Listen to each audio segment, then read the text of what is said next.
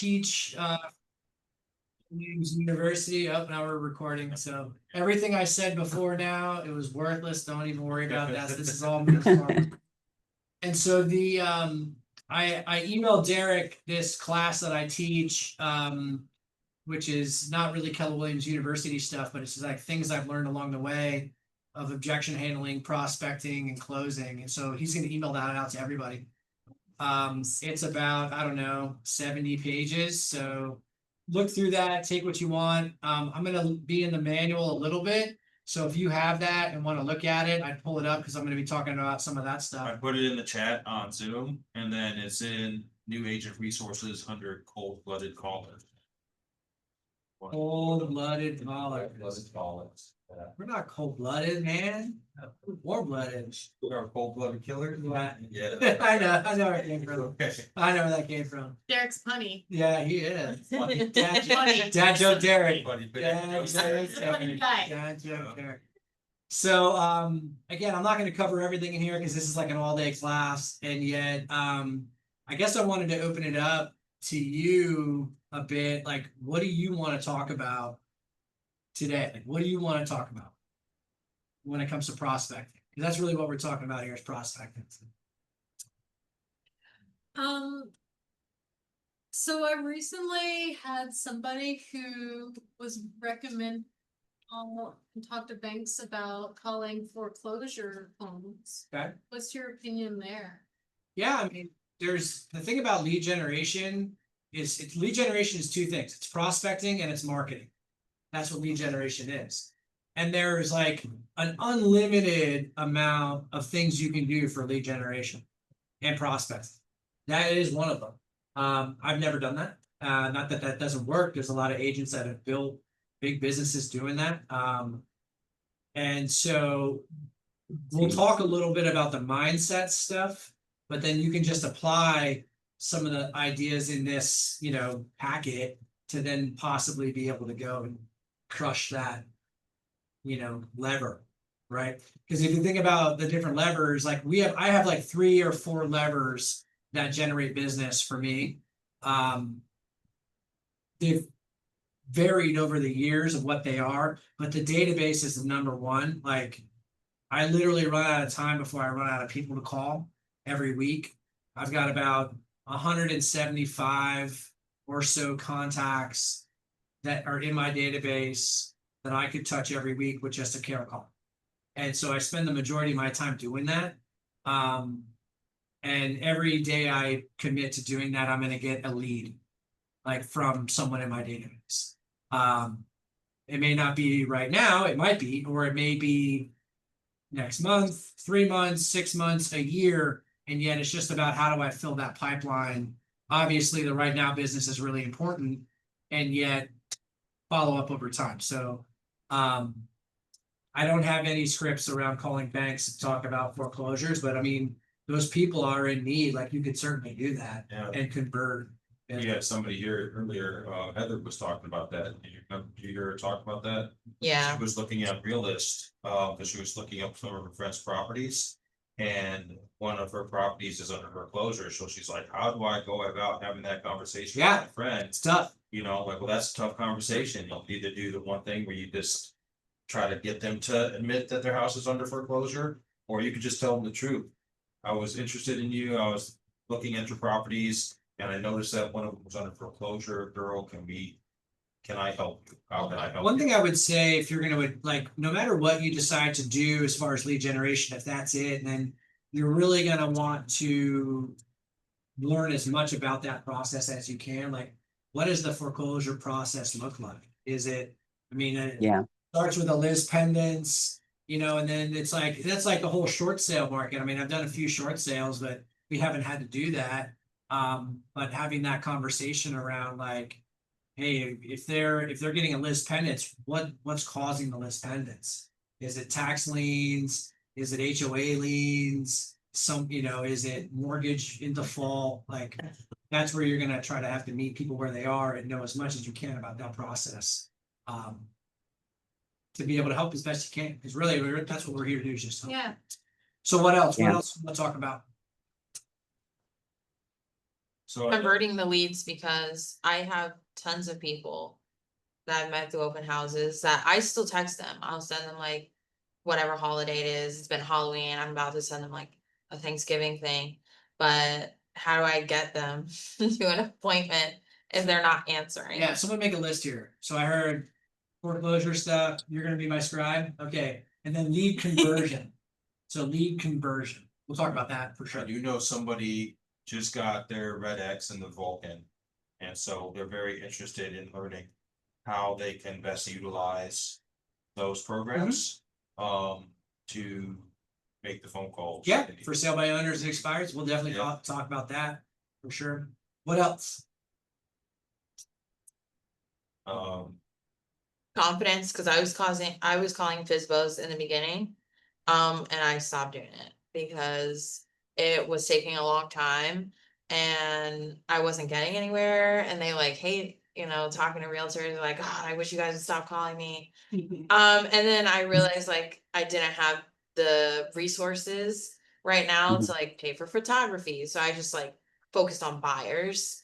But I would like to if I was more confident, I think I would get back into Sure. calling FISBOs. Well, this in here, I broke the FISBOs down based on what I've learned about them, and I'll share with you what I did. We just took up for sale by owner listing. Because my pipeline dried up, and so I called for sale by owners for like a day, and I set 3 appointments. So like there's very possible to make a phone call, set an appointment for the afternoon, and take a list in the same day. And so there's different ways of going about it depending on how you want to go about it, and talk about that. So we'll talk about for sale by owners and expires for sure. What else? Did you write down for sale by owner? Next slide. Thank you. What's your name? Vicky, Nikki. Thank you, Nikki. Could you touch on, this is a theme that we were dealing with a lot. When you're calling the people on the for sale by owner list of the do not call list, how you could get through calling these people without having to do 5 minutes of research for each phone call. I mean, the easy way is to pay for the numbers. Yeah, well, you know what I mean, like not having to, like not thinking about looking up and knowing everything about the property. Oh, yeah, no, I'll Just talk call about the person. Yeah. Okay, I don't do any research whatsoever. yeah. None. So, because what I was doing is why it was taking me so long was, did they overprice Doesn't matter. it? So you figure that out later. Doesn't matter.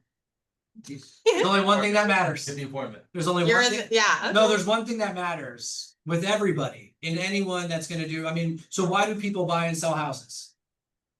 To have a home. It's not the market, okay? Because of some kind of life event that's happening in their world that's causing them to have to move. Death, divorce, they're having babies, they got a job transfer, they're retiring, they want to be closer to their grandkids. Like, these are the reasons that people move.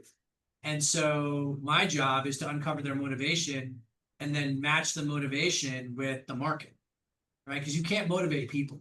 It's impossible. You can motivate them and help them along through their motivation to then help them arrive to a decision that's going And to that's the key. be able to then get to the thing that they want to do at the end of the day. And so when I go on a for sale by owner appointment, like even when I go on the appointment, I'm not spending hours doing research on the property. Now I know the market and I'm going to do like a quick CMA, but I'm not going to like dive into the nitty gritty, because you might go on the appointment and find out their motivation isn't there and you're out of there in 10 minutes. Right? Or you might go and you hit their motivation and then highly motivated person, and maybe they just don't know.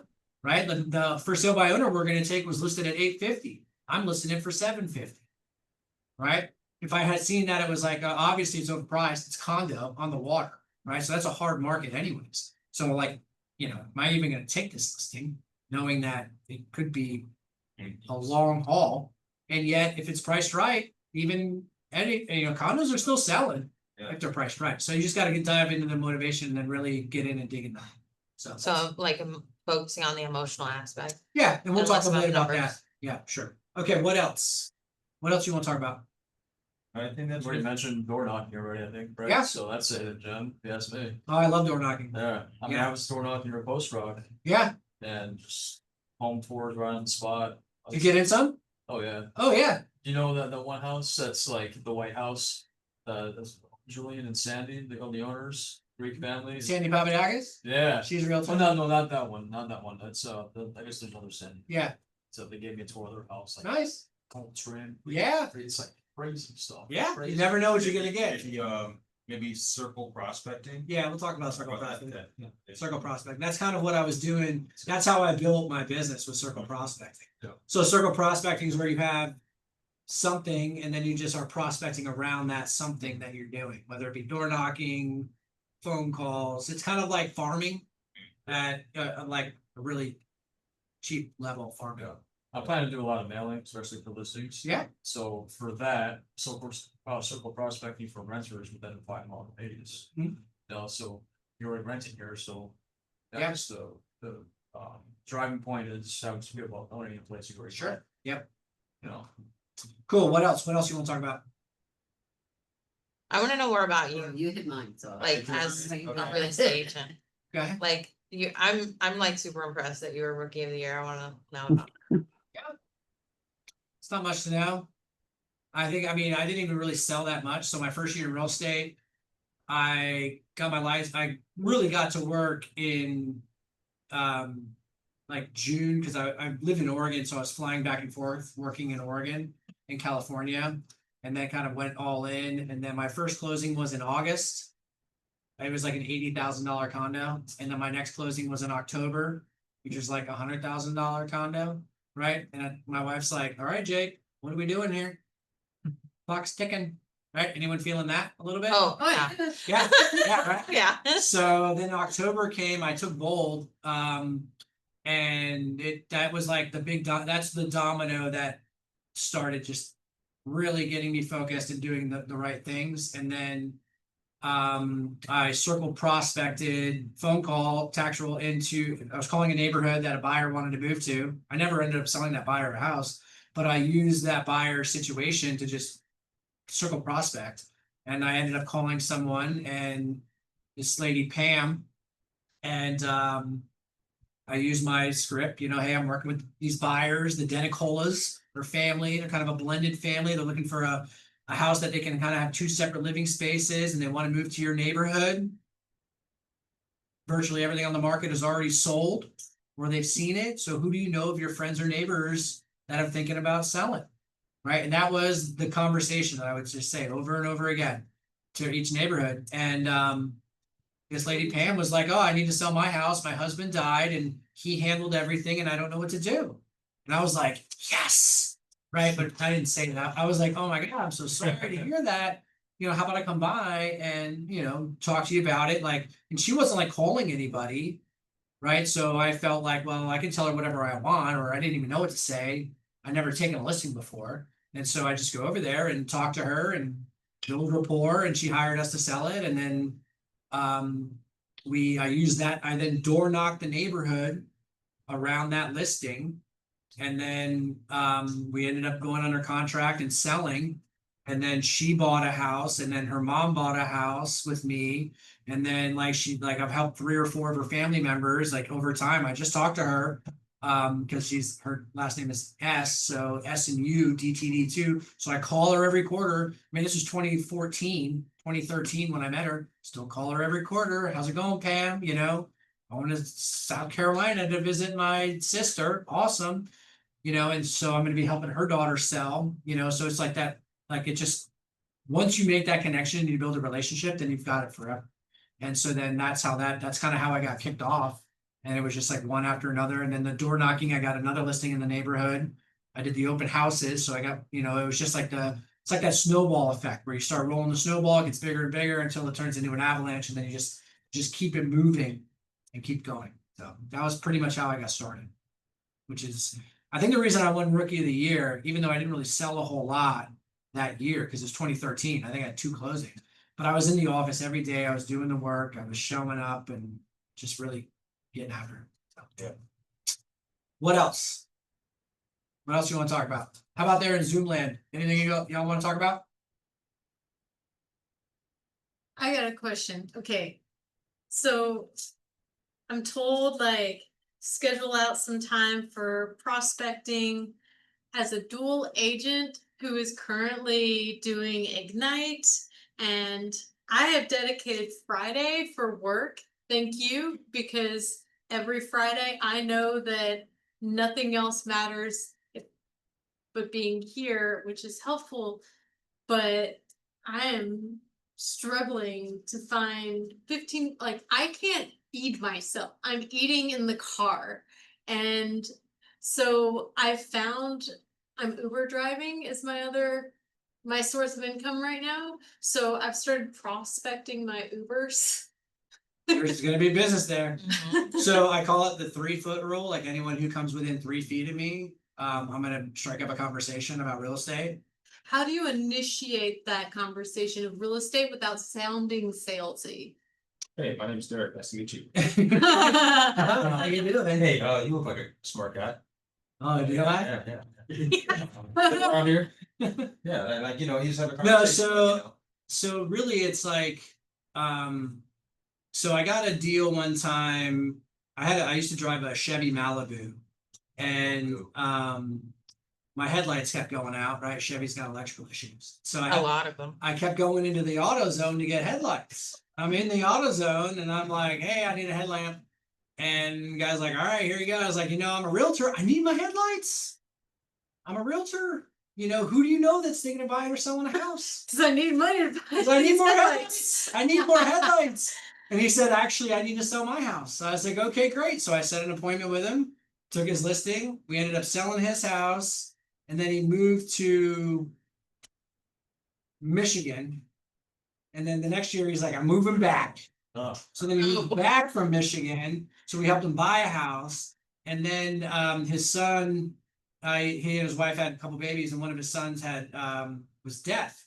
And so they were like, we're gonna move to St. Augustine because I guess there's a big deaf community there, support group. So then we sold their house here and they bought new construction in St. Augustine. So guess who can get paid on new construction in St. Augustine? This guy, right? I never saw the house, but I registered him with the builder, and then they bought that house, and then his dad bought a house. Right. So that headlamp like paid for my BMW. That, and so it's like, it doesn't matter who, just do. It doesn't matter. Just like bring up the conversation. Don't worry about sounding anything. Just bring it up. Yeah. Because you never know, like maybe like 6 times out of 10, it might not be someone who's like, don't talk to me. But then the 4 times that person might be millions of dollars in real estate. To add to that, most people aren't gonna be like standoffish with you. And salesy only comes across salesy when you keep pressing the envelope. Right. If they're not interested, you'll be able to tell within 2 seconds of having that conversation. Hey, I'm a realtor. Oh. Okay. Yeah, not to push up. Yeah. Somebody's like, oh, really? You're a realtor? Oh, that's interesting. Oh, it is? Is it? So we did a lot of events. We do some events. One of them we did was Mardi Gras, and that was fun. We had a dunk tank. We had Derek up in that. Yeah, I was in that. Dunk Seriously? Oh, it was so fun. Dunk a realtor. I got in there, got I was it. all dressed up Okay. like a realtor, and they'd be coming by and be like, hey, you look like you need a CMA, man.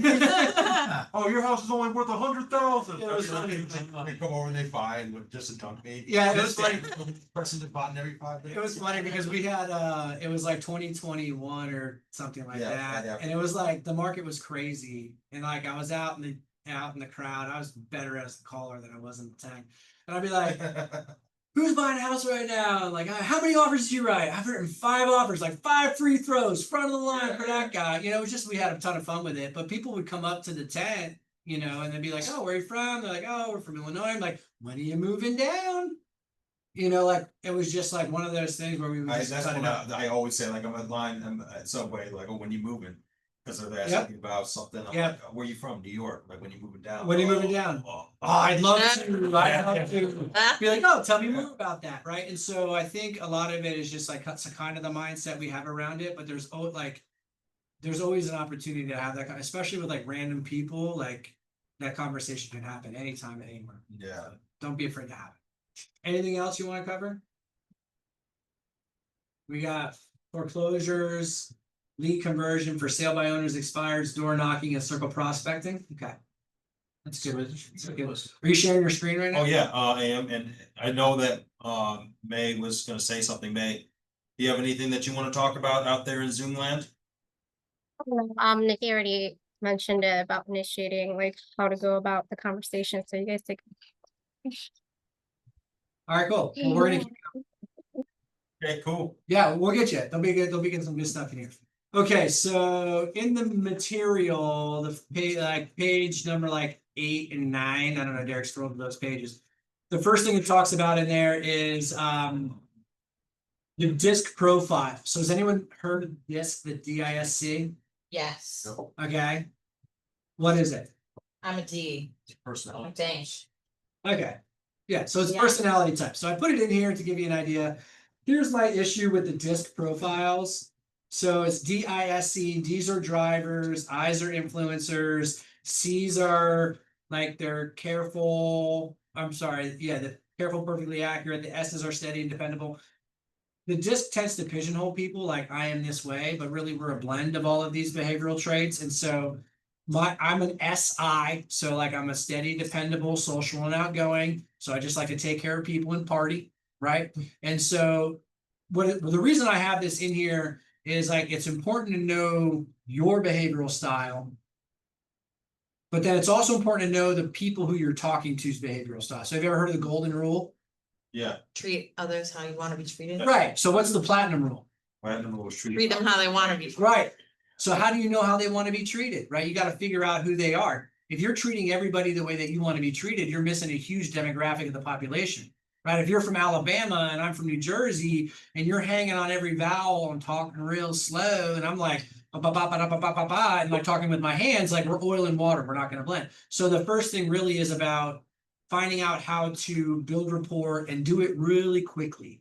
You got about 90 seconds or less within a conversation to be able to build rapport. What I learned through taking classes like the language of sales is that in our like Neanderthal brain, right, you're looking across the valley and you see somebody, are they a friend or are they a foe? Are they someone you're going to club over the head or are they going to embrace you, right? And so you got to figure out how people are, because if you can meet them at their level, right, if you're from Alabama and I slow it down and I talk slow and I kind of mirror and match a little bit and I build rapport and I get in rapport, I can then speed you up. Once that rapport is built, you can kind of take them with you. So the first thing really is understanding who you are and just kind of like using that to build rapport with people. And that's what kind of the language of sales is. I've got some pages in here about mirror and matching, about embedded commands, modal operators, tie downs, pacing and leading. So I've got some stuff from the language of sales that you can kind of read through and sharpen your tool when it comes to language. It's really important to be able to do that. I've also got some stuff in here about objection handling and like all the different kind of objections that you might get over time, but we're not really talking about that today. I want to, we got about an hour, so I want to dive into some of the stuff that you guys want to talk about. So let's first talk about for sale by owners. Derek, go to page 25 inside.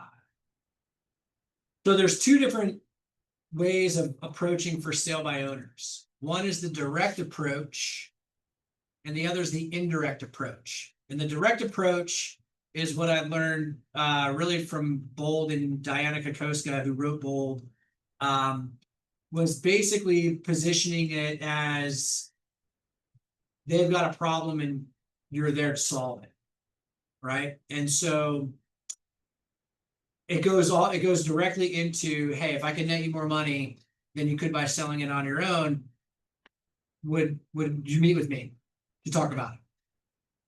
I mean, that's as simple as the simple question of it. Diana's approach is call them first and call them often. She's calling the new expired. She's calling the new for sale by owners first thing in the morning. She's just rocking them every day. And I took that approach. The script that I use is from Jackie Kravitz. So I have that on the next page. So I put these in here for you. So you got my whole book. But it's the direct approach. And that's the one that I used, was the direct approach. But here's the thing about for sale by owners. They're kind of like tomatoes, right? Anyone ever garden tomatoes or know someone who has? Yes, Okay, so you go out to your garden, there's tomatoes in the garden. How do you know they're ready to pick? they're firm. They're red, they're Oh, soft. And I'll confirm. they're juicy, right? You Oh, can yeah. smell them. You know they're ready. They're like bursting off the vine, right? So some for sale by owners are ready ripe tomatoes to pick, but some are not. So if you go to your garden and there's a tomato that's not ready to pick, what is it like? Bitter. It's green. It's hard. Clearly, it's not ready. Are you gonna pick it? I Yeah. would, but. Yeah. Well, okay, you're not, right? And And yet- some are rotten, right? Yeah, well, no, those are, those are beyond that. And so if you think about that, if you go out to your garden and there's green tomatoes that clearly aren't ready to pick, what are you gonna do? Leave them to grow. Right, but what, you gotta do something. You gotta come back You're gonna later. water them, you're gonna fertilize them, you're gonna make sure the aphids aren't climbing all over them. You gotta kind of nurture them over time until they are ready to pick, and then when they're ready to pick, you pick them. That's the indirect approach, right? Is meeting the for sale by owner right away still, and yet understanding that they're not ready. And a lot of people want to give it some time, like they can't, right? And so that's where the follow-up comes into play of how you follow up with people until they are right. Because what is it, like 80% of for sale by owners going to list with an agent. And most people aren't willing to do the long haul of nurturing them over time. Those that are will end up getting the business. And so I always went at it from the direct approach, which is the Jackie Kravitz script for the direct approach is what I like to use. You want to do a quick practice and role play? You want to hear it? Sure. Yeah. Who wants to be my for sale by owner? Derek. How about you? Ah, You said you want to call for sale by owner. You are the for sale by owner. So you just, Okay, good, okay. I you're hear the that. for sale by owner. I'm not I'm the realtor calling. you, Yeah, okay, So you're the for sale by owner. okay. Okay, and again, the only research I've done at this point is I know your address and I've put it into Realist. Okay. That's it, because Realist is gonna give me all the information I need to know.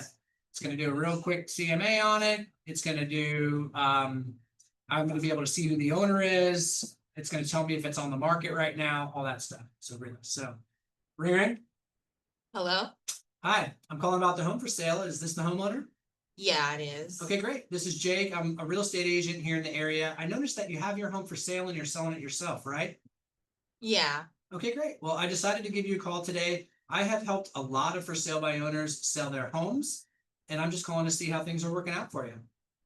it's going pretty good. We're holding open houses and we're not really interested in working with a realtor. Okay, I can understand that. I saw the house online. It looks like a great house. What's causing you to want to sell? We just need a bigger house than the one we currently live in. Okay, so you're selling this house. It's a bit small, and you want to get something that's a little bit bigger. Sounds great. Is that home going to be here local, or are you moving out of the area? Out of the area. Okay, so you're moving out of the area into a bigger house. Where are you headed? Tennessee. Tennessee? Okay, that's exciting. What's your ideal time frame for getting to Tennessee? 6 months to a year. Okay, I understand that. I'm just curious, is commission the main reason why you decided to sell your home on your own instead of using an agent? Yes. Okay, it's understandable. And yet, if I could show you how I could sell this property for you and actually net you more money than if you sold it yourself, even after my commission is paid, is that something you'd be interested in taking a look at? Yeah, I guess so. Okay, I'll be in the neighborhood this afternoon. Would 3:30 or 4:30 work better for you? 3:30. Okay, so it does happen like that.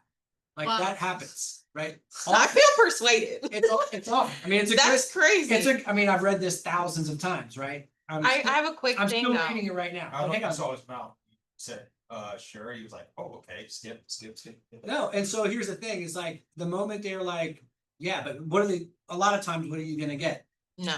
Okay, no, like I completely understand. If you thought that an agent could do that for you, you probably would have hired one already, right? Right. Right, and at the same time, if there was a financial benefit for you to list with me, rather than sell it on your own, you'd probably go ahead and do it, wouldn't you? Yes. Well, that's exactly why we need to meet. I've got an opening at 3 o'clock, would 4:30 work better? Okay, quick thing. When you say like you've helped dozens of clients, obviously we can't say that because we're brand new. You But can say that. You say whatever you want. I've got. Well, here's the thing. Are you in a market center with like 400 agents? yes. Okay, do we help for sale by owners all the time. Yes. Get their houses, okay, so then you can absolutely, in good faith, in integrity, say that we have helped a lot of for sale by owners sell their Okay. homes, right? Just We. skip I with we. Yeah, I just Okay. use we, right? Okay, so you're kind of like rolled over, you're like, please, I, assist me. Okay, so there's objections that you're gonna eventually get, right? And so what are some of the objections that you've got? Like, no, like, what have you? no, I don't like realtors. They just want my money. No, I completely understand. I gotta work with these people. And yet at the same time, if there was a financial benefit.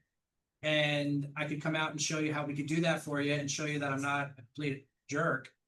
Would you at least meet with me? 15 minutes? I mean, maybe. Great. I'll be in Well, the 3:30 or 4:30. What works better for you? I'm not available those days. Okay, are you more of a morning person or an evening person? I'm an evening person. Okay, well, I'm not a 9 to 5er. I don't work banker's hours. So how about today at 6:30? I guess that's all right. Okay, great. So there's a couple of objections that I see, and I've got them on the next sheet, so you'll see on the next. And for some reason, it looks like I'm missing like text in here. I don't know, something happened with my printer.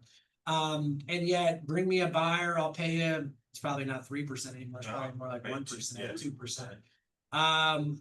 Flat fee, like, hey, I'm gonna put it on the MLS. I'm gonna just pay a company to put it on the MLS. I don't need an agent. I can sell it myself, or I don't want to pay a commission. I've sold for sale by owner before. Like, I've sold 10 houses. Like, That's okay. the one I hear. I've sold for sale by owner before. Okay, so hey, look, I'm absolutely sure that you could do it again. And let me ask you, what's more important to you? Selling the house on your own or netting the most amount of money? So how do you make the case that you can net them more? I haven't got there yet, but I so appreciate you asking. I'll get there. And yet, and again, these are get the appointment scripts. This is a get the conversation tracks. This is like just get the appointment, right? And so I'll ask again, like, what's more important, selling it on your own or netting the most amount of money possible? The most amount of money. Okay, and if it did turn out that I could actually net you more money, net bottom line after my commission is paid, wouldn't that be worth just 15 minutes of your time to be sure you're not leaving any money on the table? Fine. All right, I'll be in their neighborhood this afternoon, 3:30 or 4:30 work for you. Or I want to wait a few weeks. We're get down. I'm gonna do a couple weeks. Like, hey, look, I can certainly follow up with you. And regardless of whether we meet now, in 2 weeks from now, or even 2 months from now, it's fair to say that your primary goal is to net the most amount of money possible from the sale, right? Right. And if you were as convinced as I am that hiring me is how you would accomplish that, it would make sense for us to meet now, wouldn't it? Leave the money on the table. Yeah, right. Yep, so that's really, I don't really see a whole lot of other objections. The only other thing with for sale by owners we see a lot of is that they are investors. And so if I get an investor on the phone, that's why one of my questions, actually, I don't have it on here, is this looks like a great house. I saw it online. What's causing you to want to sell? Because I used to ask, when this house sells, where are you moving to? They're like, I would never live in this house. This is an investment property, right? And so I want to get ahead of that. And so I say, what's causing you to want to sell? Notice I'm saying, what's causing you to want to sell, not why are you selling? So it's important the words you use there. As soon as I find out it's an investor, the script changes. Like, oh, we work with a lot of investors. Many are adding properties to their book of business. Many are liquidating their portfolio. How many houses in your portfolio are you liquidating right now? I'm switching it up to investor conversation, right? No longer is there emotion, it's acquisition, liquidation, acquisition, liquidation. And then, they'll say whatever they say, because I might have a buyer that might want to buy all of your properties, which we do. We've got buyers, agents who work in this market center that have buyers that would acquire entire portfolios. And then I'll say something like, well, like, was this a flip, or did you have a tenant in there for a time? Are you going to be doing a 1031 exchange to save the capital gains taxes? You'd be surprised how many investors are like, what do you mean? They're like, well, if I could show you a way where I could save you, let's say it's a $400,000 house, what's capital gains tax? Could be 30%.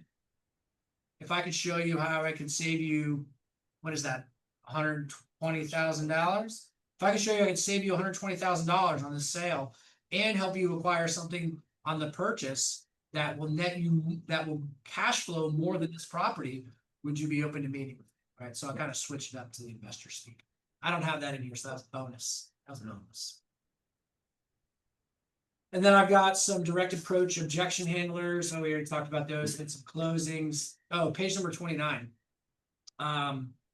So the question then becomes, how can you get that seller more money? Right? So when I go on the appointment, it is not a listing appointment. It is 100% not a listing appointment. It is a problem presentation. Your job when you get there is to help them self-identify problems that you can solve. Now, those problems are going to cost them money. And so when I get to the property, the first thing I talk about when I get there is the different types of buyers that are in the marketplace. So are you aware of the different buyers that are out there? Well, no. Okay, great. Well, the first is the serious and in a hurry, right? These are buyers that have sold their house, and if they don't buy another one, they're going to be homeless, or they got a job transfer and they got a hard deadline, or they're renters who their lease is up like in the next 30 days, right? They're not driving around the neighborhood or scouring through Zillow looking for sale by owners. They've hired a realtor who set them up on a search on the multiple listing service that is feeding them specific property criterias because they are in a hurry, right? And that's the type of buyer that we attract at our listings, right? We're not looking for the tire kickers.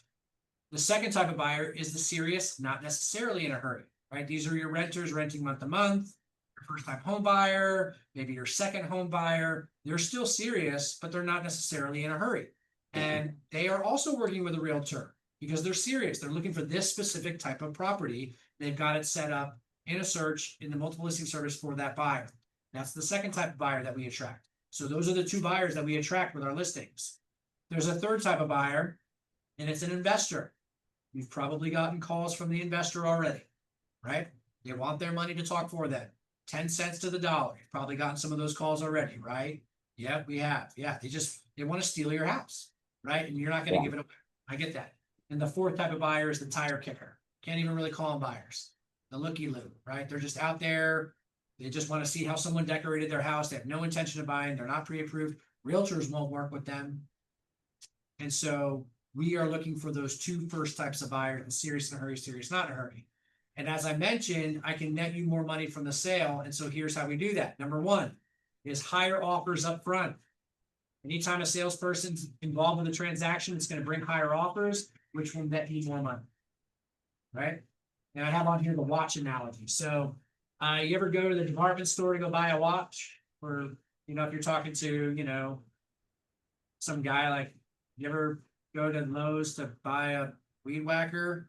Right? It's on the drag. It's got a price. What do you expect to pay for it? The price, right? You take that same item, you bought it, can't return it, you're past the deadline, you wrap the receipt around it, unopened in the box, and you put it on Facebook Marketplace. What are you going to get for it then? Less than that. Far less, right? Because the salesperson's involved, it's in the store, that's a retail store, you're paying retail prices. Same thing for real estate, right? You take that same watch, let's say it's a great watch, and you put it on eBay, price it a little bit below market, and now you've got multiple buyers that want to buy it. What could happen to the price then? It could drive up and above, right? And so that's what we bring to higher offers up front. Second way, more exposure. So through the resources that I have available, professionally marketing the home, we are proactively prospecting for buyers for our sellers. I can get your home in front of millions of more buyers faster than you can as a for sale by owner. Because of our marketing plan and our exposure, it will drive demand. Then more demand means more offers and quicker. Because the longer your home sits on the market, the lower the final sale price. Most realtors do the 3 Ps of real estate. They put a sign in the yard, they place it on the multiple listing service, and then they pray that it sells. That's the first time I've heard that. Yeah, so I got the 3 Ps on this. Yeah. So we do the 4th and the 5th P. First of all, we prospect every day. Secondly, we price watch. We know the market better than anybody. So not only is our exposure attracting the serious in a hurry, serious not in a hurry buyer, we also get higher offers up front because those are the type of buyers that are coming to your house. The third way is through negotiations. And I don't use acronyms, right? I'm not saying MLS. I'm not saying FAR bar. I'm saying the Florida real estate, Florida Realtor bar, a contract has 28 addendums. I think it's even more now. And these can cost you money at the end of the sale. Most for sale by owners, they see a contract price and a closing date, and they say nothing in the pages in between that.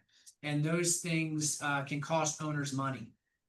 Any number of those situations could come in that may cost you money. And as a professional realtor, we can negotiate to those upfront and be able to pre-approve our buyers to make sure that we can identify issues so that they don't start knocking it down with the price. So doesn't it make like, and then the analogy of, Fortune 500 companies, even the US government pays millions of dollars for top negotiators. What would cause them to do that? Well, doesn't it make sense for you to have professional negotiation on your behalf?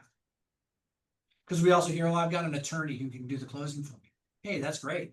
Attorneys can definitely do the closing, but they're not going to be able to market your home to attract serious in a hurry or serious not in a hurry buyers. And then the fourth way is to actually get you to the closing table. Again, the Florida Association of Realtor, Florida Bar contract is time sensitive. Defaulting on any of these dates in the contract could cause you to be in breach of contract. Not only could that contract dissolve, you could end up in litigation. Majority of litigation in real estate happens between a buyer and seller when there's no realtor involved. And so we hold some of that liability for you. Having your property go under contract and then come back off the market after months causes higher days on market. Now buyers are wondering what's wrong, right? You ever bought fish and then left it out on the table for a couple of days? Yeah, what happens to the fish? Starts smelling a little funky, right? Yeah, something stinks. Well, that's how buyers see your house. If it just sits there on the market, right? So we got a closing coordinator to manage the dates. We got lender partners. We've got buyers and submitting financing. We got a title partner. That's going to make sure the title's clear so that way we can get you to the table. Now, again, whole idea here is they're like, oh shit, I got to do all that. Like, yeah, doesn't it make sense to hire me, for a 3% listing commission, and I can take care of all this for you to net you more money. So let's go ahead and put me to work and do this. There's oftentimes I'll be at and then let's be like, all right, let's do it. Sometimes they're not ripe and ready. But again, this appointment takes about 15 to 20 minutes at the house. And if it's taking longer, then that's okay, because that means that they've got questions you want to go through. So you got that in here, all right? The second way is here by Jean Grubb, the indirect approach. She makes an appointment to preview the house. You ever doing FSBO previews? I've never been invited. Okay. Oh, well, actually I did, but then I did some research and it was in foreclosure, so I didn't go. I canceled it. So you preview the house, it's again, she then makes an appointment to preview. She looks for something that she could use earlier. Then it's the follow-up game, right? It's write a handwritten note and show value, show it to your buyers, offer to do an open house. We don't do that. I don't think our broker likes that anymore. She did it. Offer, advise on house, website, that stuff, being a resource, and then dropping off items of value. Like, here's the lead-based paint disclosure. You don't want to get sued because your house has lead paint. Take this. Here's the seller property disclosure. That's the number one reason why people are getting sued is they're not disclosing. Here's the property disclosure. You want to layer these things up. Here's the sinkhole disclosure. Here's the radon gas disclosure. Here's the flood disclosure. Every time you're like, here's this other thing. Here's this other thing. So then you're like, oh crap. Now I gotta do all this. I have a quick question. Yeah. I have been noticing that some properties have the seller's disclosure and don't know is checked. And I'm like, well, I don't feel comfortable showing this to my buyer because you don't know anything about the property. So how am I supposed to make sure that all the things I'm supposed to Hang on, tell let me interject here. So who's buying the house? buyer? Okay. Let the buyer decide. Right? But I just tell her, oh, I don't know. It happens all the time. Oh, I don't know if this house is So for flooded. example, an investor, they've never lived in the property, so there's a seller's non-occupancy disclosure. Right. Which is basically says, we don't know anything. Yeah, but odds are that's BS. That Right. Yeah, it is. Odds are it is. But here's the thing. So I just talked to my buyer. Hey, look, the property disclosure does not give us any information. We're gonna have to sort all that out through the home inspection. So Oh, let's go ahead okay. and get over there and see if we want to write an offer on this house. Don't get in the way. And Yeah. I would always tell them what the seller disclosed. Don't say, I don't know. This is what I know. Yeah, you give them. They're some- not giving us any Yeah. information. Oh, Yeah, yeah. geez, Let yeah. them get their own. Yeah, exactly. So I mean, you're gonna do a home inspection anyways. I mean, I've gone down that path and then. I had one where it was like, I don't knows all the way down and they've owned it as a rental property for 6 years. The agent who's a listing agent has been managing that rental property for 6 years. Wow, It was, I mean, Yeah, again, like I had to have a yes. conversation with the agent, be like, hey, look, we're not gonna move forward with this and you are opening yourself up to litigation. I just want you to know that. And our buyer was a licensed realtor in New York.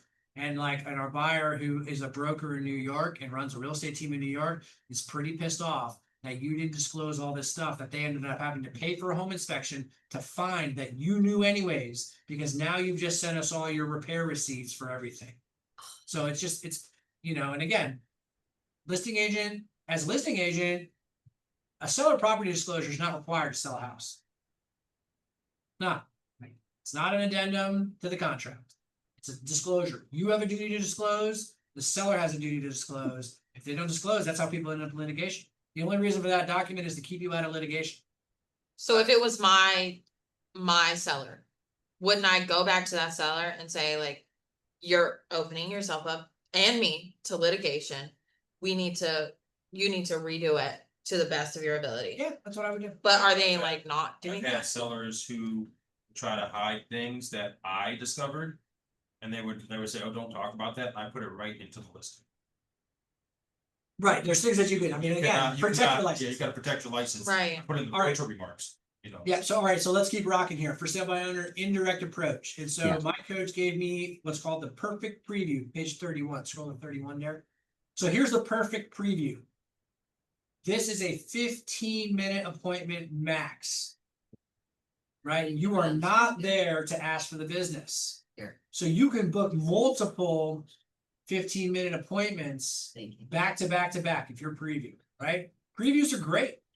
You just gotta again, you gotta run it like a preview, right? You're not there don't ask for the business. If you're going there and you say, I'd like to preview your house, where I work with a lot of buyers, I'm just trying to get a feel for the market.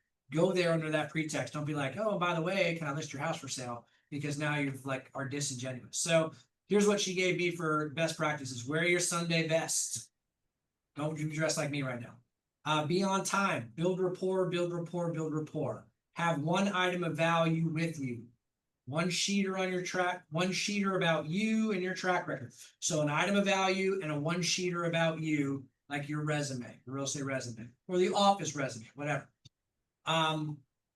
You're there, again, you're just there to build rapport and you're there to check out the house and hand this off and say, thank you very much. Right? And then you can get follow up. And yet eventually you'll get questions like, what do you think about the price? What do you charge for commission? How long is your listing contract? If you get those questions, that is a great sign. You're going to be super excited. Do not answer those questions. Don't do it. Say instead, that is a great question. That would typically be a conversation we'd have with sellers when they're interviewing us for the job of listing their home. Are you considering hiring an agent? If they say yes, say great. I'd love to interview for that job. When are you conducting interviews? Again, you are there as a preview. Don't go right into your listing presentation, right? Whatever they say, always have an option if something suits. Oh, we're going to wait a few weeks. Okay, great. Well, I'll be back in the neighborhood tomorrow. Can I stop by at 5:30 or 6:30 since I'll be back in the neighborhood? If they say no, then you just say, great. If you were ever intending to hire an agent, I'd love to interview for the job. Right? And then I brought you a quick market snapshot of your neighborhood and my resume in case you decide to hire interview agents. So like a quick CMA, again, you can do a quick CMA in like 10 minutes. Like it's super fast. Thanks again for your time. I'll go back through our list of active buyers and circle back with you in a day or so. Does that sound good? Great. That's the preview. You are in and you are out. What do you think about that? Love that. I love it. I know, but I he love has that all the confidence, which is like, I think the Right. confidence. I had the comes confidence from- before I got it. Well, some of us aren't blessed with that, but I used to build zip, I was a big You wall drop out climber and things, build so. zip tours and was a backcountry Yeah, guy. some kind of I didn't- oh my I'm- gosh, I I'm went not ziplining for lacking the first confidence time, not either. gonna lie to you. Very Well, how do you get, So you're not lacking confidence either. how do you, Not how do you, good, so- well, here's the thing, I like, mean, how do you maybe get not. confidence? It's like practice. So Yeah. really your job now is to take this and get with your accountability partner you have. And if you want to crush for sale by owners, go crush them. Learn this inside and out. You should be practicing this hours a day. I mean, that's how you get confident. I mean, again, I don't do a whole lot of previews because I didn't have the patience for it. And unless it was like on my way home from work, or I was already backing it up on another appointment, like I got a lot of times where buyer that for sale by owners would be like, no, we're only showing it to agents with buyers. Like, well, when's your next appointment that you have with an agent with a buyer? I'll just piggyback on that. I'll just do a quick walkthrough. No big deal. You know, try to take some of the pressure off. Like, yeah, well, I'll be in the neighborhood, you know. So that's for sale by owners. Cool. Check it off. Check off the FISBO. What do we got here? No, we still got stuff. Okay. What else I got in here? I got a little something on open houses. You want to do open house follow? Yeah. What's that? Open house follow up? People have a problem calling their open house needs. Well, so here, let me talk first about at the open house. Yeah. Because there's no need for follow-up if you get them to get an appointment with you while you're at the open house. So that was a problem I was having as I was doing these rockstar open houses, getting 20, 30 groups through, getting a list full of people that would never talk to me again. All right, does that ever happen? Oh, yeah.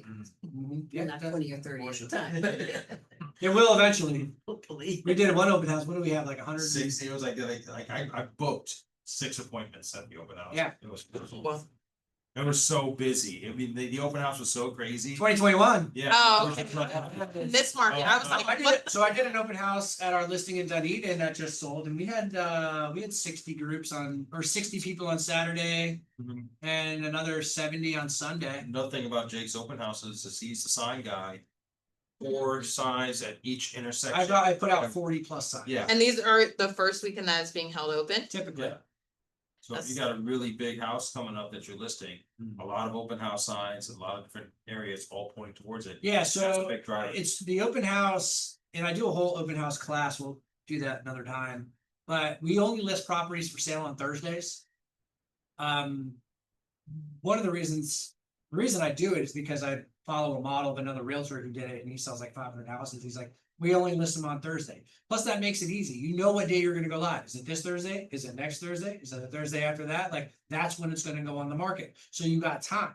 If a seller doesn't want to work within that parameters, we might bend, but now we're off model. Right? Like I'm not, like I'll list properties for sale. I just had a listing go live on Thursday. I'll have another one go live next Thursday, but not one go live the Thursday after that. And why would I not do that? What's happening the Thursday after next? Thanksgiving, right? And so I'm not listing any properties that week because half the population's on the road out of town. The other half is drinking and watching football, right? And so I'm not listing any properties that weekend because it's gonna burn days on market. I'll just push it to the next weekend after that. So we list them on Thursday, open house, maybe Friday night, rush hour, Saturday, Sunday. And then Monday comes with your seller, you got 3 conversations. One, we got offers. It can happen first weekend. If it's priced right in a great area, we're talking offers. We used to call it multiple offer Monday. It was Mother's Day, Mom's Day, Monday, right? We'd have 10, 15 offers, right? And so because we list them on Thursday, we go through the weekend, we're not presenting until get all the offers on Monday, presenting them on Tuesday. And that's agents just knew that that's how it rolls. And so 1 is we got offers. So we're talking about offers. 2 is we've had a bunch of people through the house and we're talking about feedback on the property. 3, nobody came by the open houses. Nobody showed it. We're talking about price. So at my listing consultation, that's a conversation. Like we listed on Thursday. By Monday, we're either talking about offers, we're talking about feedback from open houses and showing, we're talking about a major price adjustment because we missed the market because no one came the first weekend. So that's how we do it. All right, so open houses. I put in some of my notes from Phil Jones, who wrote the book, Know Exactly What to Say for Realtors. And this is just some things that he does at his open house. And so your opening question to someone coming in the house has to be easy answer that everybody knows. right? So that is something like, where did you travel in from today? Easy answer. Everybody knows where the heck they came from, right? So that's his opening. Repeat, approve, build rapport. And then send them on a scavenger hunt. And so, 3-bedroom, 2-bath. Make sure you check out the view from the loft. There's a really cool feature off the pool by the gazebo. Check it out. The seller did a great job with the lighting by the fireplace. Go check that out.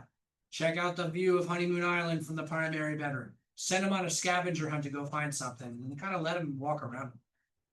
And then when they get back, ask them about the scavenger hunt, right? So what did you think of that view from the primary bedroom? Pretty awesome, right?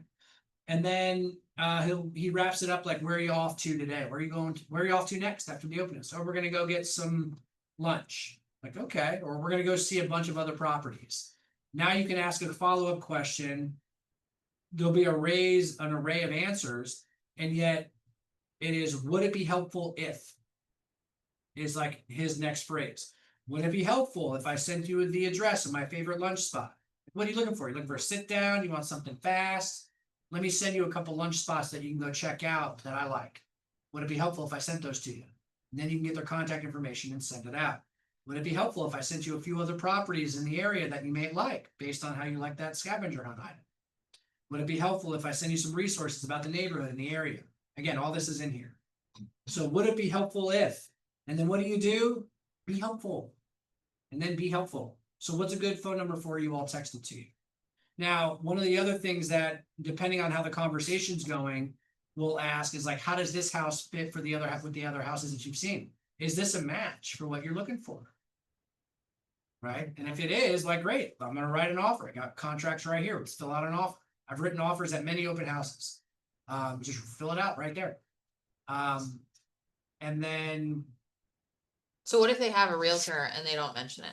so, I mean, I'll ask them, like, if they have a realtor and they don't mention it, I'm still gonna fill out the offer. It's procuring calls. Like, once you have the offer written, their responsibility is to pay their realtor, not me, right? And yet, there are scenarios we'll be like, oh, are you working with a realtor?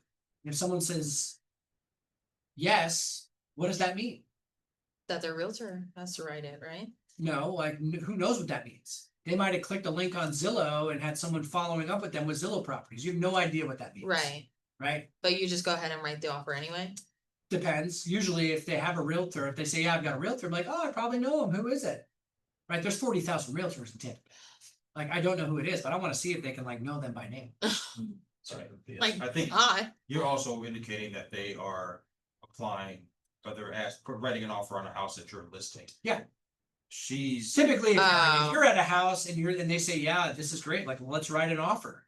If you go ahead and write the offer, then write the offer. It's got nothing to do with whatever realtor they have. You're filling out the offer. but what if and I'm just not the list agent? I'm just Write the offer. write the offer. Write the offer. Yeah, hardest thing to do is get buyers to put pen to paper. And so then if they say, oh, I've got a realtor, I'm like, hey, look, I mean, have you signed an agreement, an exclusive agreement with that realtor? And usually they're like, I don't know what that is. Right, Right. right. Yeah, hey, look, I'm not looking to get in between you and your realtor. But if I could save you money and save you time, would you be open to a second opinion on how to buying a house? Right? Do people want to save money and save time? Right? So you're asking them to give you an opportunity for the second opinion, but what you're really asking them is, do you want to save money and save time? So if I could save you money and save you time, would you be open to a second opinion? Right? And what they're saying yes to is save money and save time, but they're saying yeah to a second opinion. Book the appointment right there. I got my calendar up. I'm booking appointments at the open house. Like, great. I mean, it'd take me about an hour and a half to 2 hours to pick these signs up. You want to meet at 6 o'clock and we can go over it. Or do you want to meet, or you want to meet after work tomorrow? And just put them on your calendar, book it right there. It takes you how long to pick up the signs? About an hour and a half to 2 hours. It takes how long to put them about in. 40 signs. Yeah, 40 signs. You start with 40 signs in various locations. Yeah. Half of my attendance comes from signage. And most people that Are you take in, signs- like, what is it? What is that movie about the restaurants? That's Waiting? hilarious. Waiting? Yeah, waiting. Be like, just a little Little. extraordinary. You know the difference between ordinary and extraordinary? Just a little extra. more bling, you're missing bling. You're missing some bling. Yeah. Okay, so, and really it's like, and so when I do open houses, again, we're putting 40 signs out. And it takes 2 hours to put signs out, and I'm okay with that. Because you know what I'm doing while I'm putting my signs out through the neighborhood? Taking my sweet time, and I'm meeting everybody I can meet and talk to while I'm putting my signs out. Right? I'm gonna be like knocking on the, like, if I got, sometimes I've taken 3 hours because I get to the house where I wanna put my sign in the yard, I'll go knock on their door and be like, hey, do you mind if I put my open house sign in the easement over here? And then I'll start asking them questions. Like, oh, we're gonna get a lot of people coming to the open house and they're gonna wanna know what the neighbors think. Like, what do you like most about the neighborhood? How long have you lived here? Where did you move from? You moved here 15 years ago because of the school. So I imagine your kids are out of school now. I would hope. You know, how does your house, how it is now, differ from when you bought it? Like your needs for a house. What would you change about the house? What don't you like about the neighborhood? I've had people that say, I hate this neighborhood. Oh, tell me more about that. It's got kids everywhere. Like you're right next to Palm Harbor Elementary School, Palm Harbor Middle School. Of course, you got kids everywhere. You're like, well, would it be helpful if I found you a house that didn't have so many damn kids in it? How about that? Like, that would be really helpful. Great. I got this open house from 1 to 4. Take me about 2 hours to pick my signs up. How about I come back about 6 o'clock and I'll talk to you about the neighborhood and the market. Things happen just like that. So that's how I do open houses. Really, it's like try to close them where you can. I got some tools in here to really capture information and build rapport. When I'm doing an open house, I got my notebook out and I'm writing down everything they say. We're down, we're just we're down here from vacation from Illinois. I'm writing Illinois, like writing everything down. You know, our kids go to school here. One of them's going to be going to Stetson, and you know, we're just down here visiting the family. Like I'm writing it all down, so that way when I call them back, they, you know, how's the kids at Stetson? You know, I want to be able to relate the data back to what it is that they wrote down. For sure. Does that answer your open house questions for the most part? Yes. I had I've done one open house on Sunday, and my plan was to knock on all the doors for the houses that I'm putting a sign in their yard to ask them for the permission. But all of the houses were either had a for sale sign in front of them or under construction and vacant. So Yeah, I mean that. do you knock on a door, or what? How would you I'm approach not it? knocking on a door that's I got a for sale sign. No. I mean, again, you don't have to knock on a door to put a sign in the easement. Like it's county property, Yeah. public property. What if there's no sidewalk? There's still an easement. Okay. Yeah. I think it's like 3 feet or something. What is it? Depends on the municipality. My easement in my house in Dunedin is like 15 feet. Oh, Yeah. my house isn't even 15 feet off the sidewalk. Yeah. So it just depends. Okay. So what are we talking about next? What do you got on the list? Door knocking? We'll talk about door knocking? Okay. Yeah. You never talk about that? We're kind of going into that. Yeah, so there's 3 things that I do for door knocking. Number 1 is obviously you got buyers that want to move to a neighborhood, and that script I gave you is the one I use, which is knock, knock, knock. Hey, you don't know me. My name is Jake. I'm a realtor with Keller Williams. I'm working with this family, the Denicolas. They want to buy a house in your neighborhood. Virtually everything on the market is already sold, or they've seen it and they don't really necessarily want to buy that. Who do you know of your friends or neighbors that have thought about moving? And just go, that's what I'm going around. Now, you can plus that with, we're also going to be creating a newsletter, to send out for our buyers, and we're taking a survey. So I got a couple questions for you. And then just run through your questions. How long have you lived here? Where did you move from? What do you like about the neighborhood? What do you not like about the neighborhood? If you were to move, where would you go to next? Right? Those kinds of questions. And that's my door knocking for buyers. That's also the same. So I got an open house and I'm door knocking. So when I knock for open houses, I'll knock.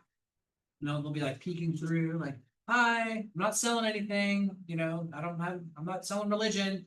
And they'll open the door. And so then I'm like, hey, I'm Jake. I just listed the house for the Smiths down the street. It's the blue door, yellow house. Probably seen our sign in the yard. Well, we're having an open house this weekend. And so you'll see a lot of people driving around the neighborhood, seemingly lost. They probably are. Right. And so they're like, side tell joke. And then they're like, okay, also, we know that, neighbors, they like to choose their new neighbors. Who do you know of your friends or family or coworkers that have been thinking about moving to the neighborhood? And that's the question, right? So neighbors, they like to choose their new neighbors. Who do you know that's thinking about moving into the neighborhood? Right? You're trying to get a buyer for that house. And then you'll go into how long have you lived here? Where did you move from? What do you like about the neighborhood? What made you choose this neighborhood? And then if you were to move, where would you go to next? Those kinds of questions. And then would it be helpful if I sent you a few condos on the beach that might fit for what you're looking for? Yeah, sure. Well, what's your best phone number? What's your best email? You go from there. The third reason I door knock is once I go under contract, so you can literally door knock a neighborhood like 5 or 6 times. So you can door knock it once it's under contract. It used to be great when we had multiple offers, because then you could print off the first page of each contract or offer, black out the names and be like, I got 5 buyers, we're under contract. Remember me, I'm Jake, I got that blue house with yellow house, blue door. Well, we had 3 buyers that wanted to buy it. Guess what? 2 of them lost. There's only 1 buyer can buy the house. And so I've got these 3 other buyers right here that want to move to your neighborhood.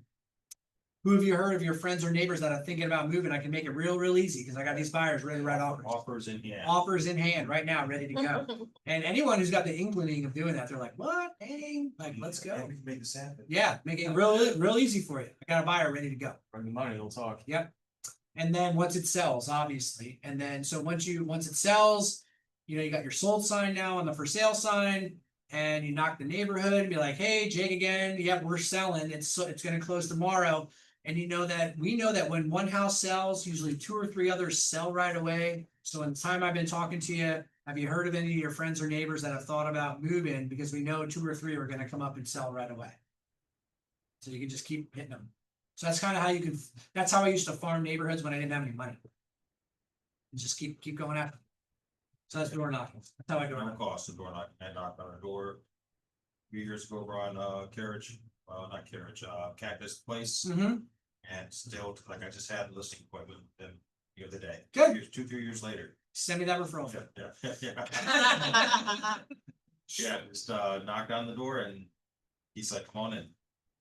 Yeah, that house in Dunedin. Gotta keep up with those people. I had a house in Dunedin and I was meeting a buyer at the house that I had and they were a no-show. And I was like, well, I'm already here. So I just started knocking doors up and down the street, or knocked on a door, and this guy, Bruce, and I'm like, hey, I'm Jake. I got that listing over down the street. I got a few buyers that are interested in the neighborhood. So I'm just meeting the neighbors. Have you heard of anybody around you, neighbors here that have been thinking about selling? He's like, well, I've been thinking about selling my house. I'm like, oh, really? Okay, well, interesting. Where are you moving to? Oh, I'm gonna move up to Spring Hill. Oh, it's taking you up there. He's like, I'm so sick of the traffic. Dunedin's crazy now. I want to get out of here. I'm like, okay, well, when's a good time for me to take a look at the house? He's like, how about right now? Okay, let's go. Right now is great. Let's go. Walk through the house. Talk to him a little bit. Like, well, I literally did a listing appointment right there. Did the listing appointment. I always keep blank listing agreements with me, blank contracts with me. You never know when you have to fill something out. Like, hey, I got a listing agreement right here. It sounds like we can make this work. You want to just go ahead and put it on the market right away? Let's do it. Sign the listing right there. Wow. It happens. Luck favors the prepared, right? Yeah, fortune favors the bold. Yeah, that's right. What is it, like So 10% luck, 90% effort? Yeah. Question. I'm just wondering how you handle somebody who says that they wanna sell. But doesn't wanna do any work on the house, doesn't wanna organize anything, doesn't wanna declutter. Doesn't wanna have open houses and refuses almost every showing. Okay, Ah, so what's the motivation? The son wants them to move by them. They don't wanna move. Okay, so then there's no motivation, That they don't want. right? When you can lead a horse to Would you water. you Take can't- that listing. It's what they say Maybe. is that they're fighting what is it? Either they're fighting for our help or they're fighting against us. No, I mean, I would say you gotta really understand what's driving people to do what they wanna do. If they don't want, do I take listings when the motivation level is low? Yeah, put your sign in the yard, right? Use it to then go get other listings and go get buyers. And yet, if it's clear that the motivation is low, then just match that with your willingness to then press them to do it. You Okay. know, and it's like, hey, look, We just do the 3 Ps and be done. yeah, I mean, no, I mean, I wouldn't say that necessarily. I mean, well, you're gonna prospect the heck out of it. Like if you got a listing in an area, then I would use that listing to leverage as much business from it as you can. And you got a seller who's completely unmotivated, like they're not gonna sell, right? And so there's also, you know, you gotta have like an agreement up front of like how it's gonna go down. Here's how showings are gonna work. You know, there's some kind of, you gotta get through the smoke and get to the fire.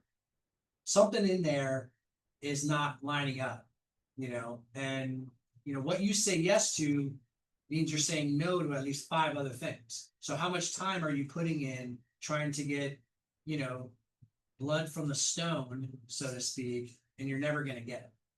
And so it just is what it is. I mean, I had a seller I met with, and her house was completely trashed, like falling in on itself. It was horrible. Like literally the stucco on the walls was falling off, right? And so we told her like, this is the price we're gonna list it for. Here's what we can expect. I had 400 investor offers on it, right? Finally got an investor that's willing to pay her price, and she couldn't find a place to move to. And she wouldn't accept the offer at the price, netting her the amount of money she wanted to net. Like, well, I did my job. You are now released from the listing. Right? This is what it is. Yep. I was gonna walk away. Yep. Sometimes you gotta say no. What you say no to is sometimes more important than what you say yes to. Yep. Okay. What else? We got some expireds. We got another 10 minutes or so. We'll talk a little bit about lead conversion. So I want to touch on expireds a little bit. I got a thing in here on expireds as well. There's a quote from Michael Jordan. Can a volunteer read the quote? I've missed more than 9,000 shots in my career. I've lost almost 300 games. 26 times I've been trusted to take the game-winning shot and missed.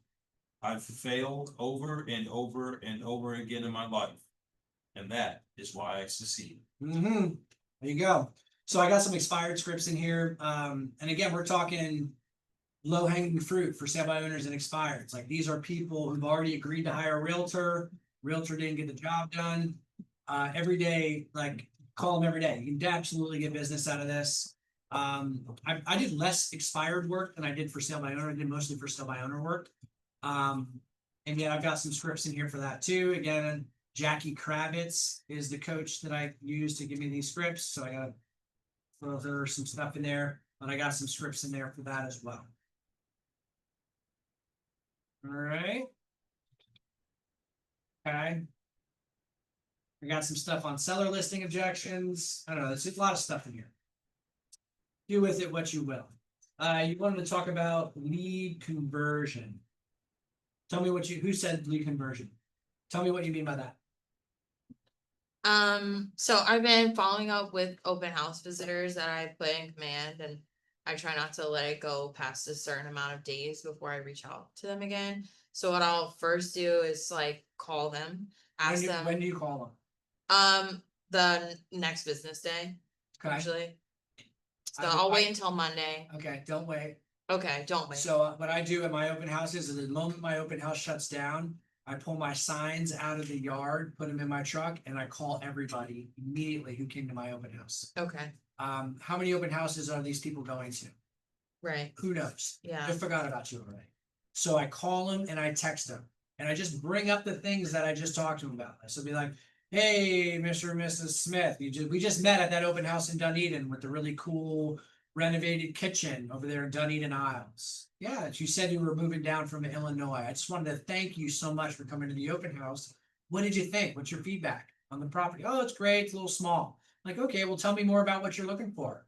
Well, we're not quite ready. Like, hey, I understand that. Most of our clients are initial stage is like a strategy session, right? To be able to prepare for the purchase, right? If I saw a property that came up that fit your needs, would it be helpful if I sent it to you? Yeah, that'd be super helpful. Great. When can we meet so I can get all the details so I can make sure I'm crystal clear on what you're looking for? So I'm pushing for an appointment right away. what if they don't answer and then they never answer your texts or anything?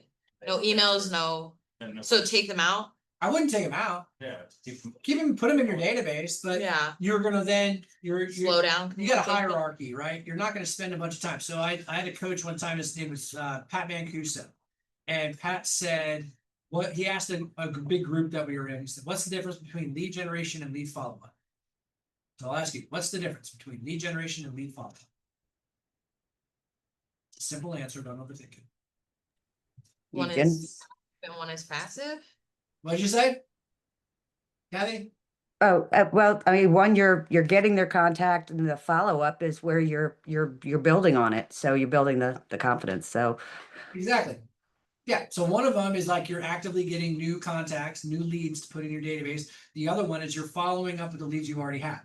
So be very careful that you're not calling your lead generation time if it's all lead follow-up time, because you might be circling the drain.